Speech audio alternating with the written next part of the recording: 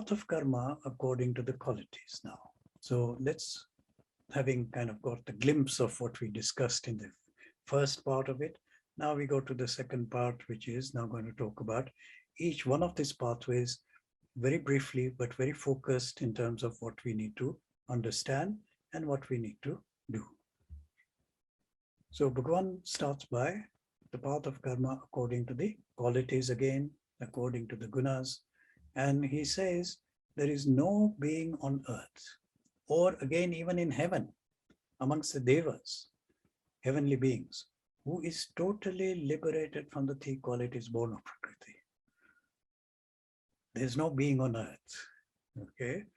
So not on earth or again in heaven, who is totally liberated from the three qualities. So even if there is, a very pure personality, that purity is also limited by the Sattvic guna.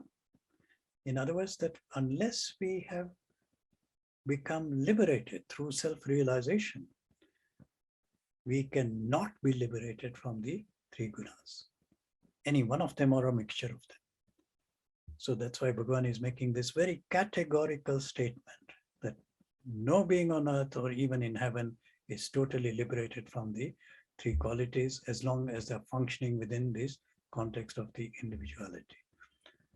So then the qualities, Bhagavan is saying, it is really born out of Prakriti. And if you think about these three qualities, it gives rise to 4 different temperaments.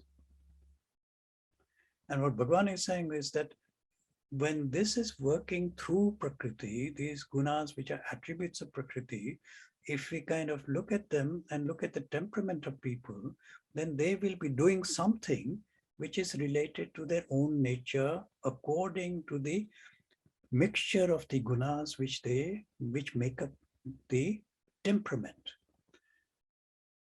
So Brahmanas, for example, will have a predominantly Sattvic nature. The others are there, of course. Rajasic and Tamasic is there, but the predominant guna is Sattvic. And the predominant guna of the last one is Shudras, is Tamasic. In between, we got a mixture of what you call Sattvic and Rajasic, which makes up the Kshatriyas, and Rajasic and Tamasic, which makes up the Vaishyas. So Brahmana is purely Sattvic, or to a large extent Sattvic. Then Kshatriyas are a mixture of Sattvic and Rajasic. So they behave in a knowledgeable, noble manner, and they are the leaders of groups and communities and societies. And then Vaishyas who are interested in attaining something. So Rajasic element is very much there, but they also have this kind of tamasic tendency of doing things in delusion without knowing what they're doing. And the bigger picture is missing out of their lives. And the Shudras are working in their own way and through whatever we have been describing so far in terms of delusion and in terms of ignorance. And if we look at the duties in the sense of not duties as duties, but actions which are carried out by these 4 categories and 4 temperaments, these are according to the qualities born out of their own nature. So what we need to understand here is that it doesn't matter if we are born in a Brahmin family. Our temperament may be completely different from being a Brahmin.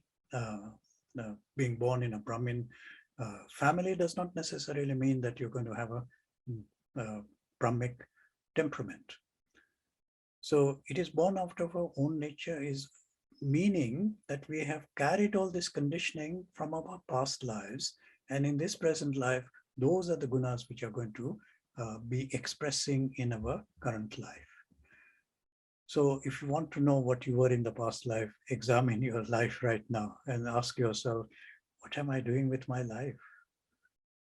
And if you see that there is a lot of interest in spiritual knowledge, the spiritual pathway, that means we have already done some work in our past lives, which has brought us to this point whereby we are now on the spiritual pathway, but still Grahastha ashram, but in the spiritual pathway.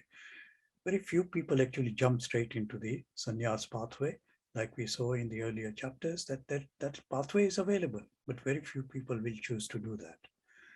So what are the qualities of the Brahmana and the Kshatriyas and the Vaishyas and the Sudras? This is what is going to tell us in 42 to 44. And in 45, he says, devoted each to his own action duty, man attains perfection. How engaged in his own duty, he attains perfection. So what Bhagavan basically is saying that according to your temperament, do the things which you need to do because there is a solution to that, and you don't have to go into a kind of different temperament altogether, but you can steadily work on yourself according to wherever you are engaged with in order to attain perfection. Which means that, if I'm a Brahmin, then I will, through my Brahmic temperament, there are things which I enjoy doing, there are things which I like doing, and, pursuit of knowledge, for example, is common to those with a Brahmic temperament, and therefore knowledge then becomes my way of doing things in the world, and the pathway for that is the path of knowledge. Kshatriyas, on the other hand, will have, very much action, very much to the forefront. So they will go on the path of action. Then Vaishyas is that they will look at, maybe bhakti and action combined together. And Sudras will look for something which is related to the physical well-being like yoga, and then progress gradually towards towards liberation, towards perfection. So it means that nobody is ruled out. Whatever your starting point is, Bhagwan has given us a pathway which will take us right up to perfection and liberation. So Brahmins, serenity, self-restraint, austerity, purity, forgiveness, uprightness, knowledge, realization, belief in God.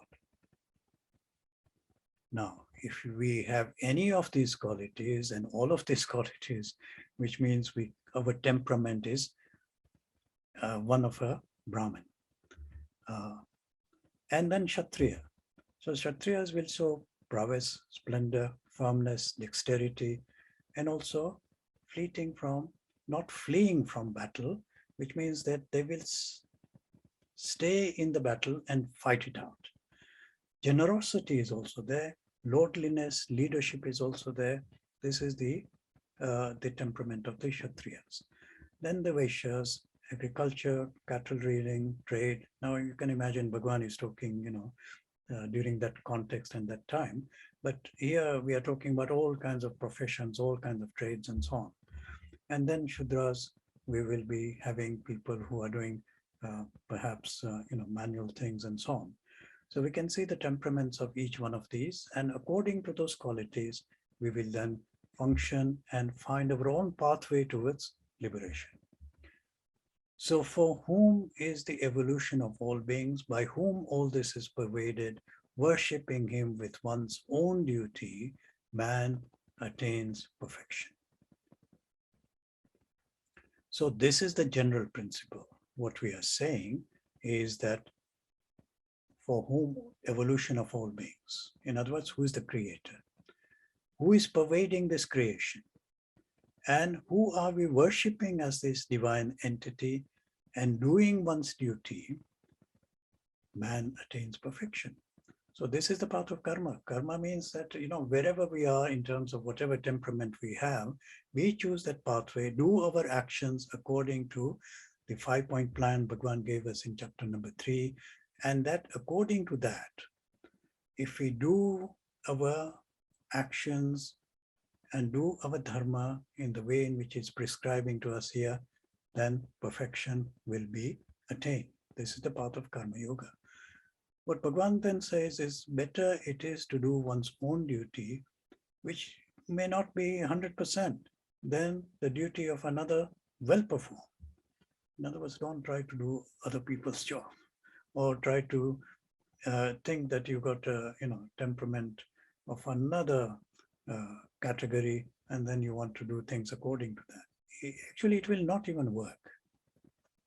Okay, it may not even work, because if your temperament is very Rajasic, then somebody tells you to, sit down and learn something, study something, do meditation. It may not be conducive in that case. So what Bhagavan is saying in a general way, that doing one's duty according to the temperament is better, even if you don't do it well, than to do somebody else's duty, even if you think that you're doing it well. Because if you do it in this way, then there is no incurring of any sin. So one should not abandon, Kwanteya, the duty to which one is born, though faulty, for all, not all undertaking enveloped by evil as fire by smoke. So Bhagavan is saying everything is going to be, tainted in one way or the other. But the main thing for us to do is don't abandon the duty to which we find ourselves in which we are born, or we kind of, develop in our lifespan. So that is the path of Karma Yoga, which Bhagavan has now put it within the context of